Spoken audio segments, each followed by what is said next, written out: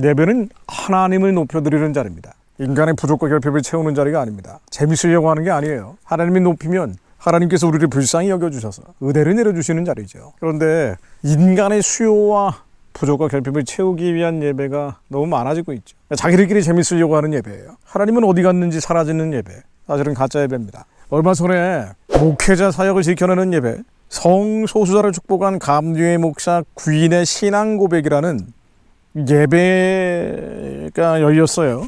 언론의 보도로도 나왔는데 이 양반들 주장하는 내용 보니까 야 이거 이러다가 저기 뭐야 얼마 전에 그 드래그 퀸 목사 영상 보여드렸잖아요.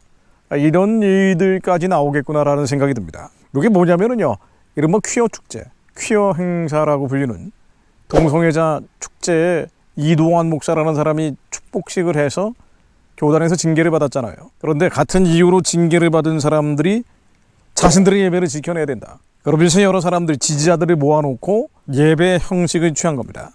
뭐라고 얘기했냐면은요, 여기 나온 주장들을 보면은 감리교단의 교리 장정 3조 8항을 없애달라. 이게 동성애자는 안 된다라는 건데, 이게 반동성애 조항인데 이걸 없애라는 거예요. 그러면서 성소수자를 혐오하고 차별하는 것은 성서의 가르침에도 어긋난다고 돼 있어요. 이 양반들은 꼭 성서라는 표현을 쓰더라고요. 성경이 아니고. 성소수자 혐오 차별은 성서의 가르침에도 어긋나며 한국 교회의 미래를 위협하는 행위다. 이거 저희 혹할 수도 있기 때문에 우리가 정리합니다만은, 하나님은 구별을 하신 분이에요. 빛과 어둠, 낮과 밤을 구분하셨고요. 남자와 여자의 경계를 설정하셨습니다. 다 허용되지만 선악과는 따먹지 말라고 경계를 지으신 분이에요. 이것을 율법이라고 부릅니다. 해야 될 것과 하지 말아야 될 것이 있어요. 가야 될 것과 가지 말아야 될 곳이 있습니다. 하나님께서는 이 경계를 넘는 것을 불법이라고 얘기하신 거고, 세상이 마지막으로 가면 불법이 많아진다. 하나님이 정해주신 율법과 유의와 계명을 어기는 일들이 횡행할 거라고 말씀하셨는데 지금 그런 일들이 벌어지고 있는 겁니다. 그래서 이 율법과 유의와 계명, 경계를 허무는 것, 구분을 없애는 것을 이들은 차별이라고 부르는 거예요. 또 그 경계와 또 그 율법과 유의를 보정하는 것에 대해서 지적하면 혐오라고 표현하는 겁니다. 이들이 얘기하는 차별과 혐오는 사실은 성경적 가치를 무너뜨리겠다는 거예요. 근데 이런 목소리가 너무 많이 자주 횡행하고 있다는 게 심각성이 있는 거죠. 그러면서 뭐라고 얘기하냐면요, 성서는 상황에 맞게 재해석돼야 된다. 야, 이 놀라운 얘기예요. 성서와 상황에 맞게 재해석돼야 된다. 하나님의 말씀을 자기들의 생각으로, 성경의 말씀을 자기들의 생각으로 왜곡하고 변개하겠다는 얘기입니다. 그러면서 동성애 관련 구절도 다시 해석이 돼야 된다. 동성애 하지 말라고 돼 있잖아요, 성경에서. 이건 자기들 멋대로 해석을 하겠다는 얘기입니다. 그러면서 신학의 다양성을 존중해라. 또 성소수자를 혐오하고 차별하는 것이 더 큰 죄다. 성소수자를 환대하고 축복하는 게 필요하다. 성소수자 혐오와 차별은 선교를 어렵게 한다. 이 양반들이 무슨 선교를 얘기를 해요? 성경적 가치를 무너뜨리면서 어이없는 일이죠.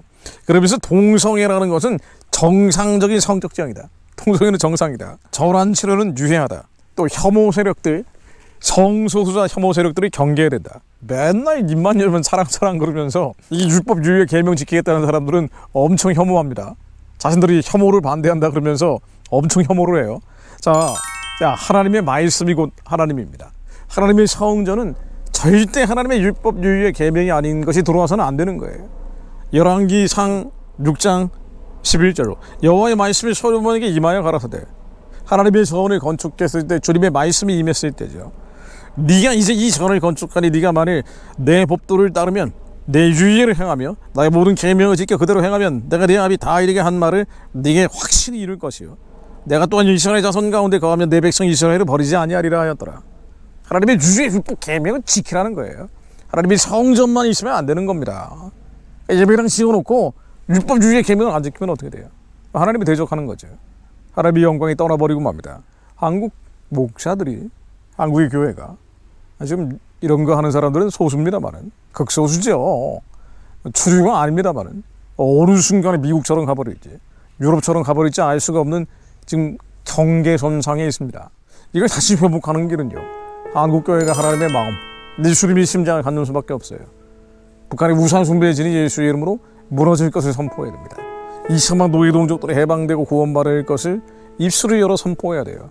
북한 선교 운운하면서 엉뚱한 우상숭배 체제 지원, 정권 지원하는 일들 이제는 중단해야 됩니다. 이 괴상한 예배, 이 살벌한 교회들이 등장하려고 있다는 것은요, 한국교회 위기라는 것인데 하나님이 왜 위기를 주셨는지 알아야 돼요. 하나님은 요단강 건너 가나안으로 가라는 거예요. 선교하는 제사장적 사명을 감당하라는 겁니다. 그것을 막고 회방하고 방해하고 있는 것들이에요. 하나님의 사명을 이행하고 준행하는 방향으로 갈 때 하나님께서 치리하십니다. 하나님께서 해결하실 문제예요. 북한의 우상의 질이 무너지고 한국의 청년들, 청소년들 희망이 없다라고 절망하고 있는 이들이 북한 재건의 꿈을 꾸면서 뻗어갈 때 하나님께서 이 모든 하나님에 대적하는 세력들을 잠잠케 하실 겁니다. 그러므로 한국교회가 거룩한 방파제를 넘어 거룩한 파도로 땅끝까지 뻗어갈 수 있도록 기도하게 하옵소서. 북한 구원, 북한 해방의 기도, 북한의 우상숭배 체제가 평화적으로 무너질 것을 선포하는 목소리가 나올 때 이런 엉뚱한 이야기들, 드래그 퀸 목사 같은 일들이 미연에 막아집니다. 시편 126편 말씀입니다.